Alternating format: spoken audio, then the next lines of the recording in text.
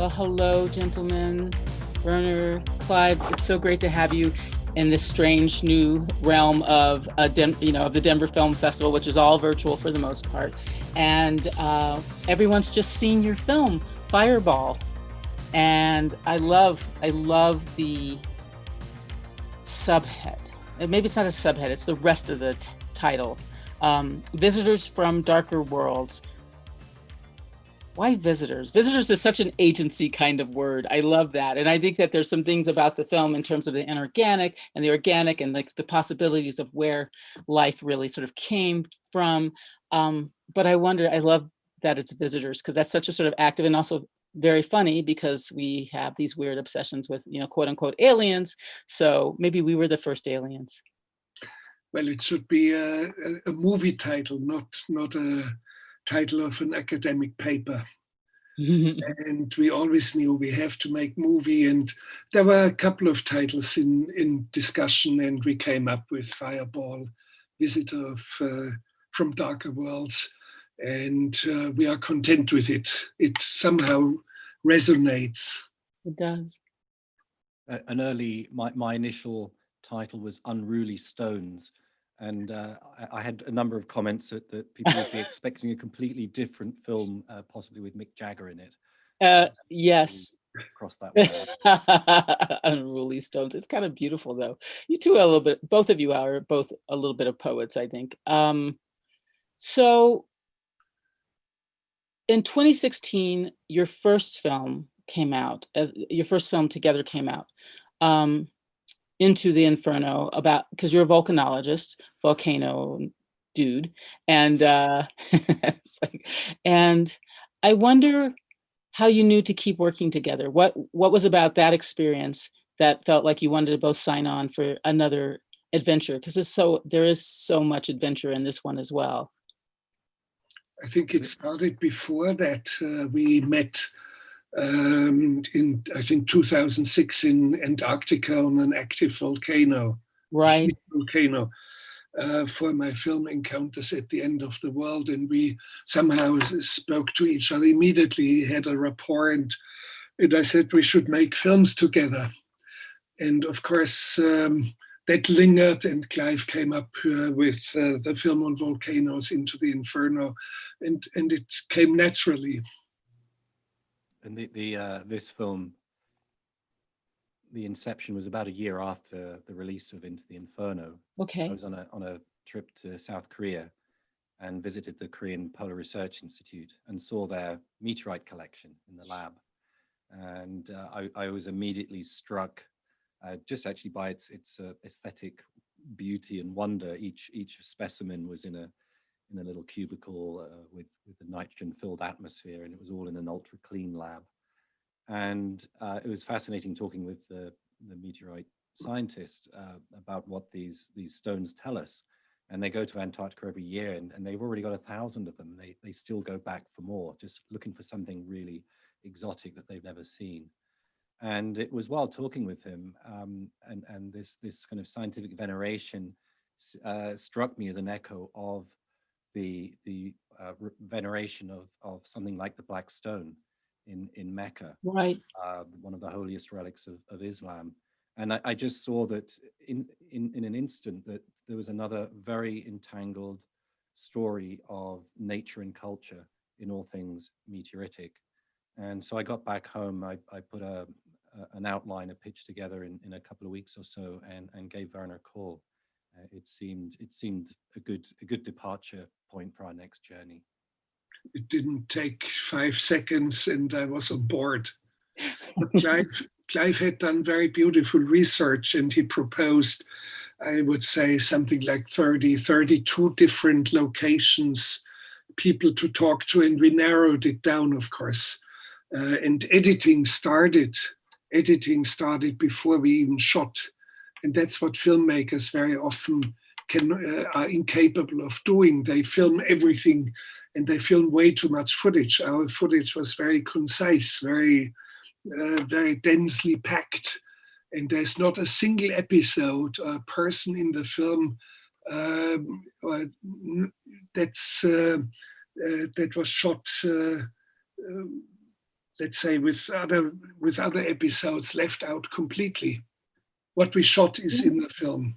Of course, there was superfluous material and little ellipses and so, but everything we shot is basically in the film. The most superfluous thing we did, the nocturnal was quite an important theme for us with the film and the awe of the night sky. Right. So we got hold of a very light sensitive film camera, and we did spend quite a few long nights at Wolf Creek in Australia, for example. Mm-hmm. We were there at the time of a meteor shower, so we were up all night with the camera, but the imagery wasn't of good enough quality to use. It was just too noisy. Oh, interesting. Well, I mean, a couple of those things. I mean, the technology of just like it didn't work, and you hoped it worked, and it is interesting. But also, you know that yes, Werner, you said it. It's like documentary filmmakers often. One of my lead questions is like, how many hours of film did you shoot? Because it's extraordinary how many hours of film got shot and then sort of shaped and sculpted. No, it's not extraordinary. It's catastrophic. They don't know what they are doing. And the market doesn't allow this. You do not shoot 3.5 years and you do not edit 2.5 years. You better know what you are doing. And I just want to mention, I made a feature film just before we finished the film on meteorites, a feature film, Family Romance LLC, and the grand total of footage that I shot is 320 minutes. Wow. Minutes, not hours, or not 3,200 hours or 320 hours, 320 minutes for an entire narrative feature film, acted and scripted and shot. So then what is the edit like for, I mean, what is that process of editing like for you then? Is it a fine tune? It's not sculptural. Well, exactly. Some of the scenes we knew we can shoot only once. Mm-hmm. So we better get it right during shooting, and that's that. Right. So my sense is, Clive, that you had been making films before the encounter in Encounters of some, I mean, you were filming at least to some degree, because there's this moment where you're talking to Werner on the sort of rim of the volcano, and he is saying that you turned the camera on him. So did you already have some filmmaking background before ever you two hooked up? No, I wouldn't say I did particularly. I was always interested in photography, music, and I enjoy cinema. The reason I had a film camera was that I was making a video installation with an Italian artist. Okay. And this came about purely by chance. And it was actually a very important moment for me, because this is in Antarctica. I'd been doing my research, and science is a creative process, but it's also very, very incremental.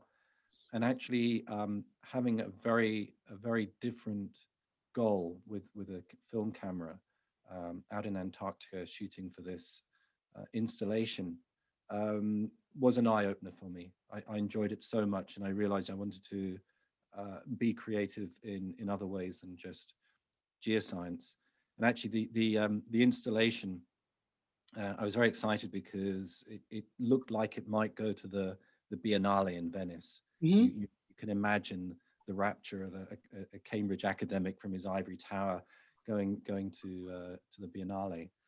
In the end, it went to the Festivali Internazionali per Arredo Bagno, which is the International Festival of Toilet Furnishings.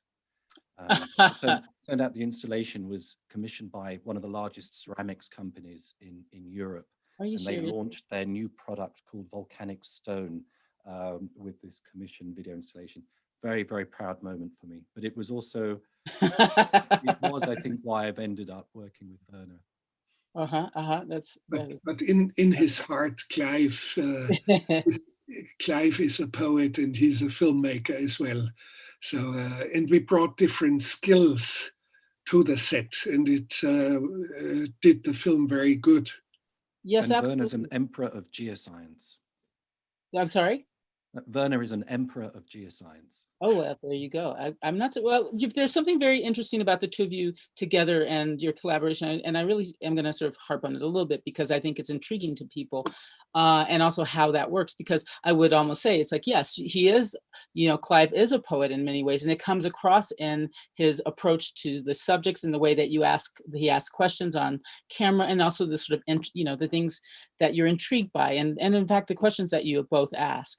And then Werner is like a citizen, better than a citizen scientist, until you think about the citizen scientists that you all talk to in Norway and go, well, that's pretty rigorous as citizen scientists go. So you're not calling anyone a bad name if you say that they're a sort of citizen scientist. And so there's something really interesting just about, I know that people have asked you before, and I know that you both have spoken to the ways in which you're complementary, but I wonder if you could just give like maybe an example of how that it's almost his rigor and your poetry, or that sort of sense of by his rigor.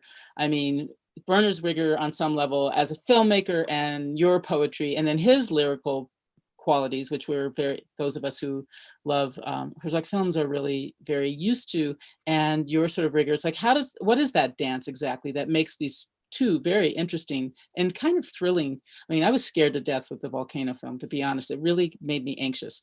But Fireball, not so much. I was really interested, and I thought that I didn't feel scared so much as super intrigued, and kind of jazzed. So, and scared's good too. But what is this thing? What is it? How does it work? What is this chemistry? Give me some, what is the physics of this relationship? It's very hard to describe, but normally it functions best when there are co-directors, when you're a set of brothers, like the Coen brothers, or in Italy, the Taviani brothers, or some. So that's, but they know each other from childhood. Right.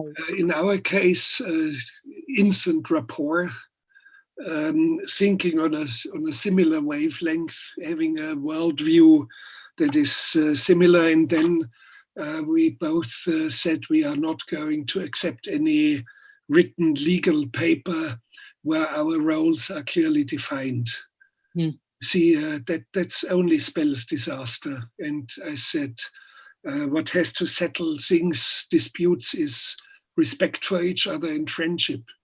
Friendship will sort it out. And it was exactly like that. The only thing that was written down is that since I had to speak the texts, that I had to write the final word in articulation, because Clive would propose a text that was 6 seconds too long. And that is over. So I said, no, we have to cut it down. I would write a text and Clive would say, oh, no. This is very muddled, this idea. It has to be clearer. This is how it should be. And I would adopt his suggestion. So very easy. One of the qualities that I recognized in Werner when we were filming Into the Inferno, he's one of the most perceptive people I've ever met. He'd never been to North Korea before. I'd worked there already for a number of years, and he picked up on things that very subtle things that I'd noticed, just what they were talking about, the ideology, that I can't even imagine how he could have read about them before. But he notices things very, very, very perceptive. So he's always got his senses, and I think the other thing, we're both very rigorous. We both have a very clear idea of what we're trying to come away with. We're both very professional. We both work very hard at it, and so yes, we may have some differences of opinion from time to time, but we resolve those. And we do have a very common purpose in the filmmaking.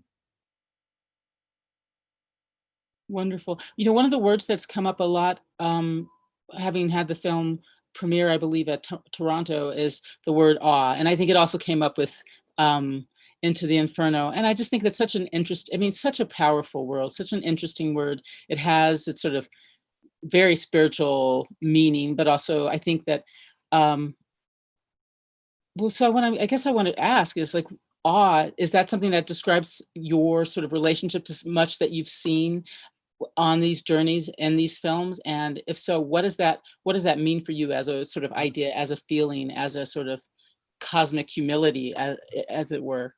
I Well, think it combines both wonder. always at the very center of cinema and at the very center of science. So if you don't have a sense of awe, don't make movies. Mm.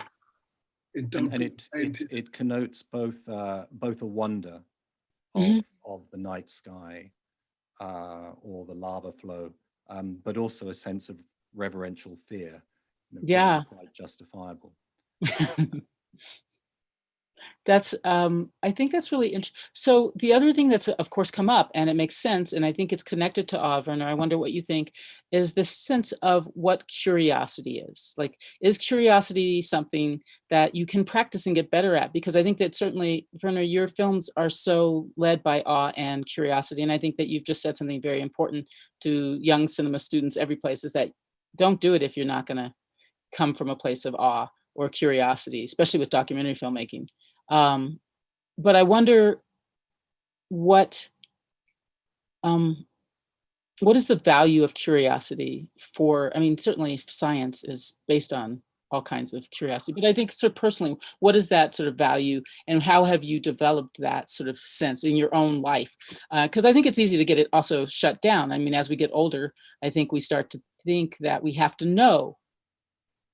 Not, I mean, and both of you actually are people that I think balance the idea of like having to know with absolutely not knowing. Well, it's quintessential human, sense of curiosity, a sense of awe. Otherwise, we would be the cows in the field. Mm-hmm, mm-hmm. They're not interested in that next blade of grass. Yeah. No, we are filmmakers, and that's the nature of what we are doing. Mm-hmm, mm-hmm. And it's the nature of human beings anyway. So, and if you don't have it, don't make films. Right, right. Otherwise, you start collecting everything that's around you, everything that's mediocre. And I keep saying to cinematographers who want to run the camera all the time, I stop them. We are not garbage collectors, we are movie makers. Yeah, so this is about harnessing curiosity as well, Right. because you can take it to ad absurdum. So it needs to be quite a focused curiosity. Mm-hmm, mm-hmm. One of the things that was really interesting, and Clive, you got at it when you were talking about the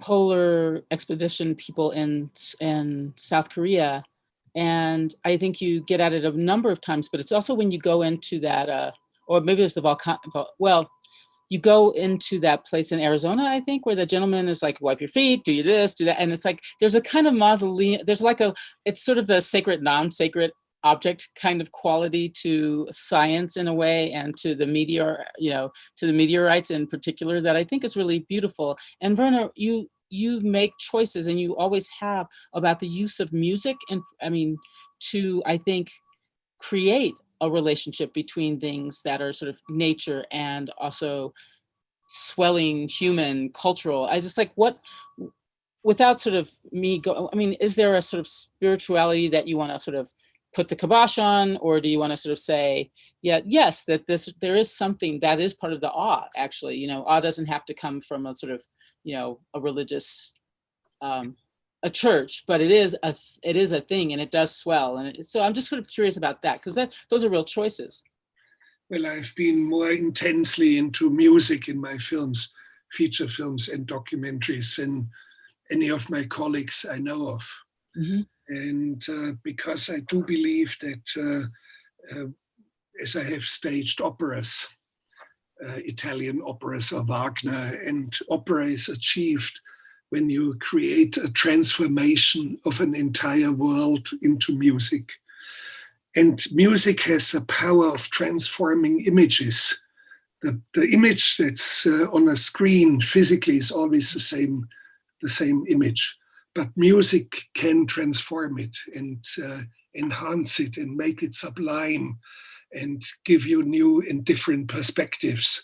and transform a whole world. And there's a good moment in the film at the impact site in Yucatan Peninsula. 65 million years ago, the biggest asteroid that hit us and wiped out the dinosaurs, hundreds of millions of times the size of Hiroshima atomic bomb. So, and the epicenter, the ground zero, is a resort town which is really neglected and godforsaken. And my commentary says, Yeah. this beach resort is so godforsaken you want to cry. Yeah. You don't hear that on PBS or on HBO or on National Geographic, but I say it. And then I'm playing a music which is a very popular song in Mexico, A pesar de todo, despite of everything, Ana Gabriel. 250 million times downloaded on YouTube because it's so beautiful and so heartbreaking. And I put it in there, and all of a sudden this God-forsaken town becomes even more God-forsaken, and you see it and you sense it. And at the same time, you know, it's the most important place this planet had ever witnessed in terms of a cataclysm. Right, right. No, I love that. I mean, and I have to say, just when I was looking at some of the shots into the Inferno and listening to the music choices you made, I think that's part of the reason I was complete. I mean, another reason to be chilled. I was in awe, but then I like sort of tilted over into kind of being It's sad and filmmaking. scared. No, let's face it, it's filmmaking. Yep, yep. Creators, we are not just observers. Right, right. So what do you want people to, oh, go ahead, Clive.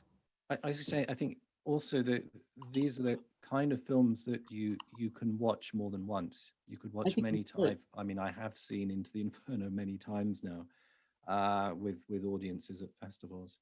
And even I will see something different that I hadn't noticed before. And I've sent something very similar to pieces of music that I love, that I've listened to many, many times, and I'll recognize the motifs. But I'll make some connection that I hadn't noticed before. And I think Werner's films and the films we've made, I think have this quality that someone could go back to it, watch it again, and make a new way of experiencing it. Right, right. No. So with this film, what have you had a chance to sort of go back and look and go, oh, this is something I hadn't really noticed before? Is there an example of that, or where it deepens your own relationship to it?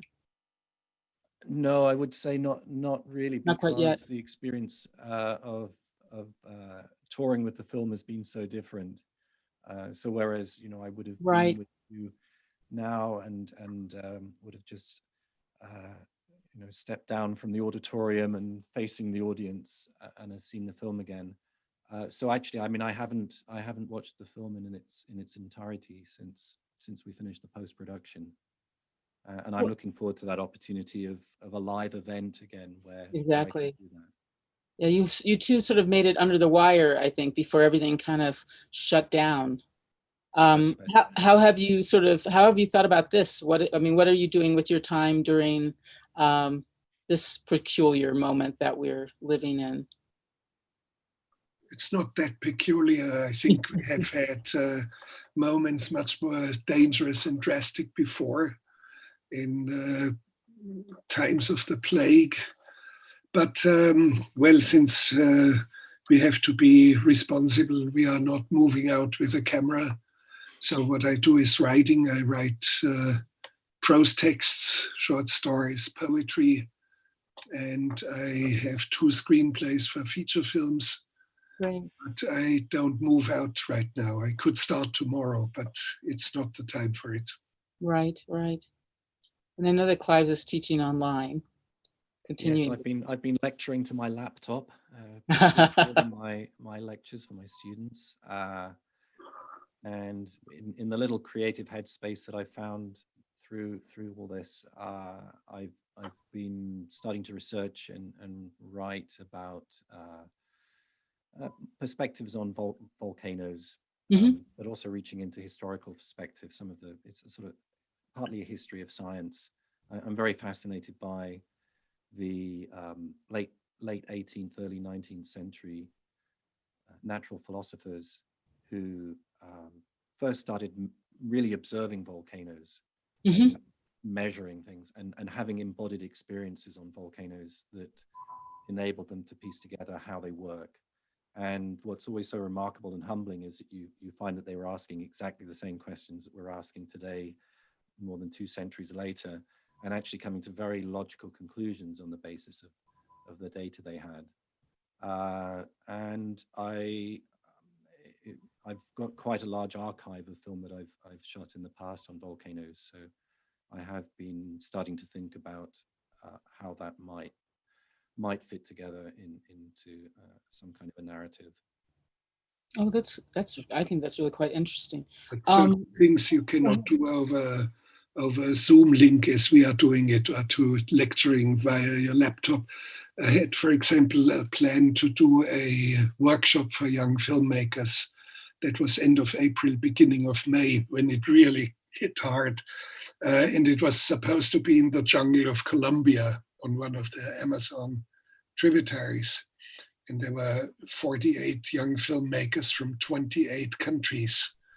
And of course, you cannot do it online. You cannot do it no. via Skype. You have to be there because I'm with them during editing. I'm with them during their shooting, scouting locations, casting. Excuse me. Mhm. So certain things I cannot do at all. That's I know you just said that we've been through worse, and of course, humankind has definitely been through things way more.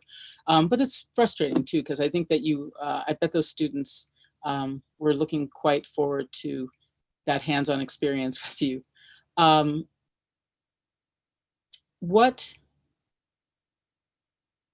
what have you learned? I mean, what have you learned about the entanglement? I think that's a word that you've used, Clive, the entanglement of science and nature and culture, because I do think that, Werner, that's been sort of that's a territory that you've trod, I think, since you were a young man in some ways. That's what an artist does in some, in a fashion, I think.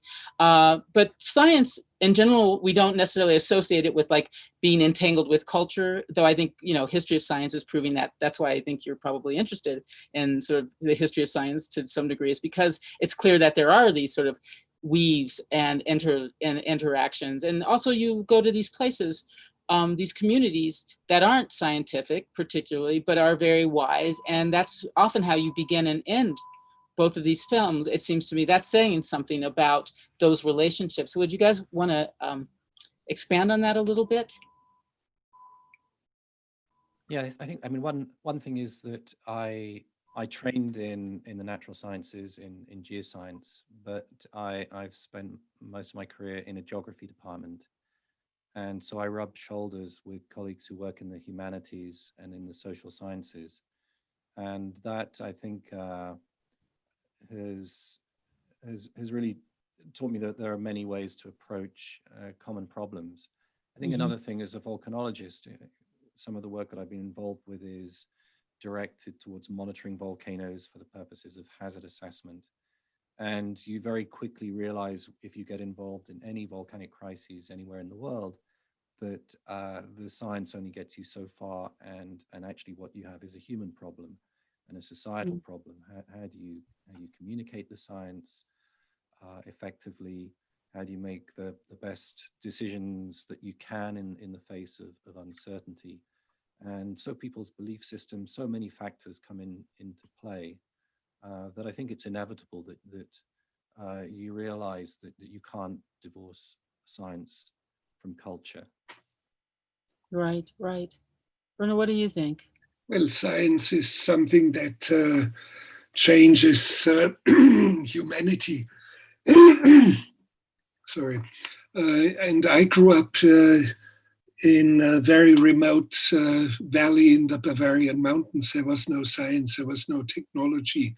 I grew up in a pre-industrial society uh, where there was no farming tools, there were no tractors, no farming machines. You had to cut the hay with a scythe. and with the hay racks, and he would build hay racks and things like that. And until today, I've seen even robotic agriculture.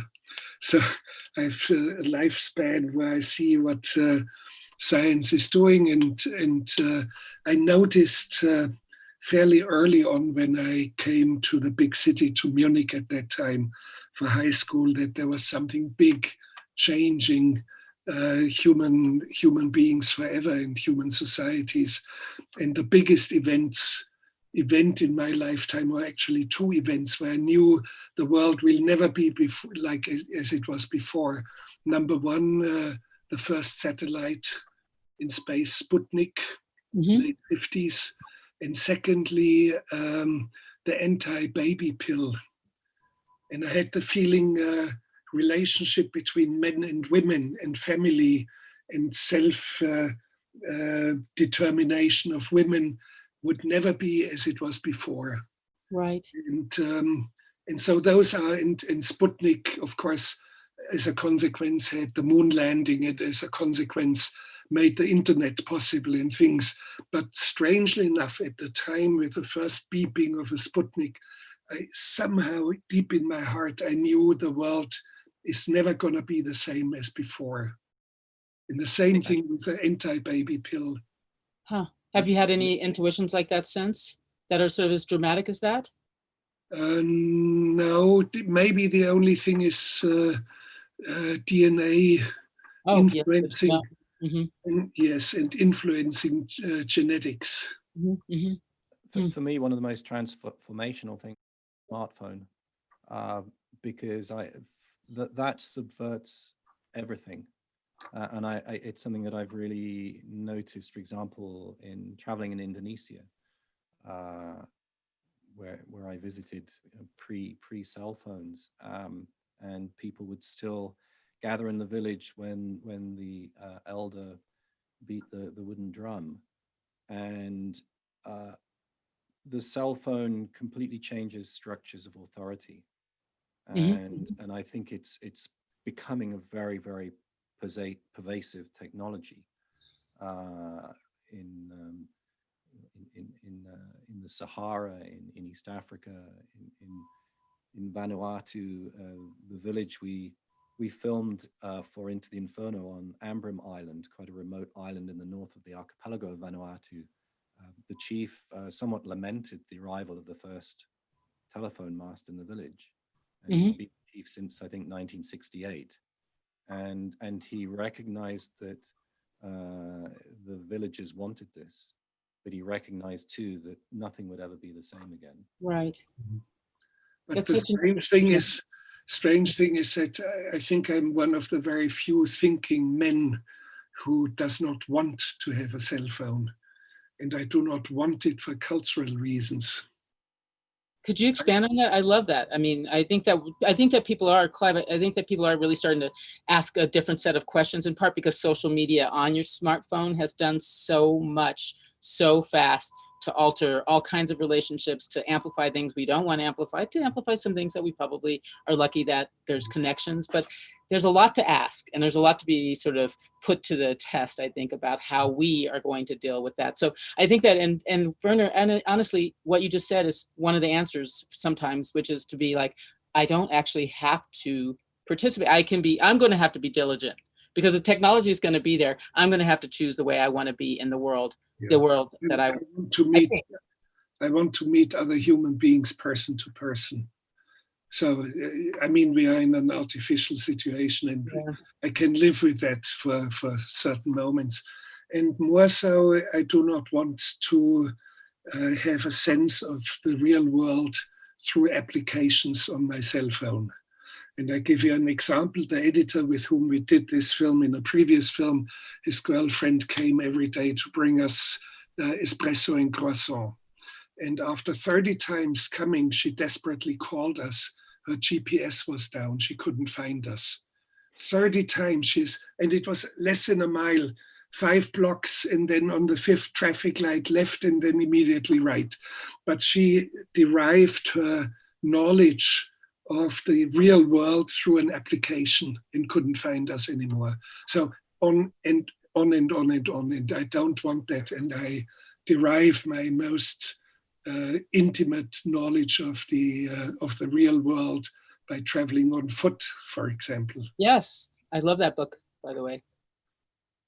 Well, thank you. You wrote it a long No, time, but but you're not worried about getting lost. I think that sometimes people, I mean, the weird thing is being lost is one of the great ways to learn a city, I think, to learn any place, to be, I probably to like do, I mean, a science, I assume, is being lost a lot, not, and you know, maybe having an idea of where you want to head, but that isn't the same as getting there in a straight line. I do not get lost. I'm not one of those. You take me into a subway, turn me around and take me to an exit, and I can tell you this is facing east. Do you remember though, Werner, when we were filming in Ethiopia and we hadn't strayed very far from the vehicles, heading off for a hunt for some obsidian tools, and it was a real badlands terrain. Yes. And yeah, we got really disorientated and turned around a little bit. It was a while. So I think, and I felt very dumb for not having taken a GPS. I had a GPS in my pocket, let me describe it. Let me describe it better than you do. Because it was civil war around, and we had some soldiers who were guarding from some sand dunes, and so they knew the terrain. And one of the soldiers took us back to our car, and he got lost. And half a mile in walking in the wrong direction, I started to voice, "We are going wrong." And everybody said, "No, he's a soldier and he's guarding us and he knows his terrain." I kept saying, "We are going wrong, we are going wrong, we are going wrong. We have to stop because we were thirsty. There's no water for the next 200 miles. You just die if you walk another few hours." So in the wrong direction. And then we started to stop and reassess our situation. I sensed we were wrong. I knew it.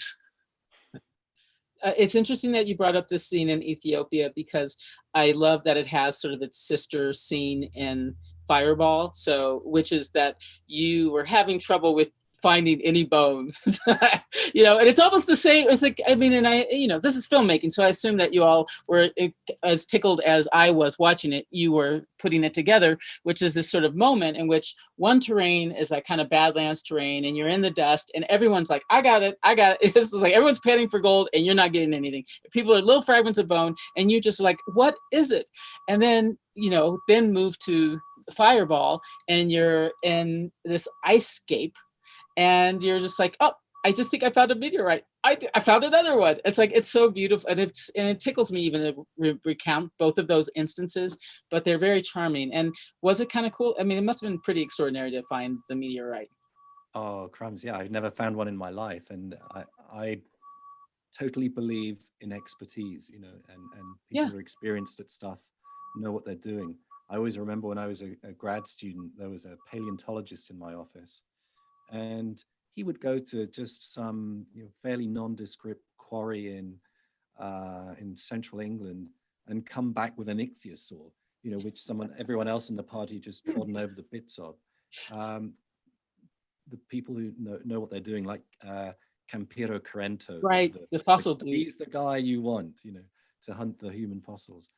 So yes, I had been searching quite a while until I found the meteorite. And when I saw one, I saw another one in my peripheral vision at more or less the same time, and I knew the helicopter was up, and I knew Peter was filming, or at least I hoped he was filming. And it was a tremendous thrill. I didn't touch it because if they've got organic molecules, then you don't contaminate. So I only got as close as picking it up with some tongs and popping it in a bag. But it was very, very, very exciting. Huh. It's the oldest thing that you can touch. Yeah, I'm sorry, you kind of doubled down. You went from like fossil, which was old, to like meteorite, which is it's like, okay, we got to find one. It's like, let those guys have the bones. and there's a reason these stones were venerated. Before there were icons to worship, there were unwrought stones that fell from the stars, and so they are very, very special rocks. They have Yeah. meaning. And it's beautiful that we know as an audience, Clive could walk on for the next 5,000 kilometers without meeting a soul, crossing the entire United States from coast to coast, and not a single soul. And knowing at the same time that the sun would set down in 5 months from now. It's circling, all the time circling, and never goes down for 5 months. So that, by the way, is hard for orientation as well, because you cannot say the sun is east-west. If you don't have a precise clock, then you are in trouble. And a compass wouldn't help you much, because the compass would rotate. It would rotate and point, but in Antarctica, instead of rotating, it would point straight up into the sky. The other thing that was so thrilling there was I hadn't been on the polar plateau before, on the mainland. I'd just been on the volcano on Ross Island, and I knew this terrain would be very, very flat, high elevation, very, very flat, very featureless. And I was slightly anxious, you know, how cinematic this was going to be, just walking on a flat terrain, maybe or maybe not finding a stone. And but the reality of it is so extraordinary. The wind is perpetually blowing, and there are these snow snakes always slithering at your feet, and the quality of light scattering in the ice, in this ancient 100,000-year-old glacial ice, very, very, very beautiful. And you walk downwind, and the sun glint on the ice was also very remarkable. So the whole experience was really astonishing. Well, I think this movie was extraordinary, and I think Werner's right. There's a poet in you. It's like the snow snake slithering at your feet. It's like, really? That's really quite beautiful. Gentlemen, I think this film was really amazing, and I think that I think probably it's going to inspire people to be scientists, because I had this sort of moment where, and you know, I have no idea where Jacques Cousteau is understood any longer in terms of filmmaking and exploring and microbiology, marine biology stuff, but he made me you can't tell it, but as a kid, I was really interested. I mean, he made a lot of kids very interested in science. And I just think that as an adult, I was completely like, I have got to sort of start reading again. In this direction, not just culture, but also science and culture, because it's fascinating. And Werner, you've been doing this for a while now. And I think as a filmmaker, you inspire a lot of us who love cinema, but sort of has decided we don't know science, to really engage in science in a different way, and to be open to all its artistic, human, you know, cultural possibilities. It's a pretty amazing film. Thank you. Thank you. Very kind of you. Thank you. All right, gentlemen, thanks again for coming to the Denver Film Festival virtually. We're glad to have you, and definitely feel lucky to have Fireball as one of the films people are going to get to see. So thanks again, and take care, and be safe.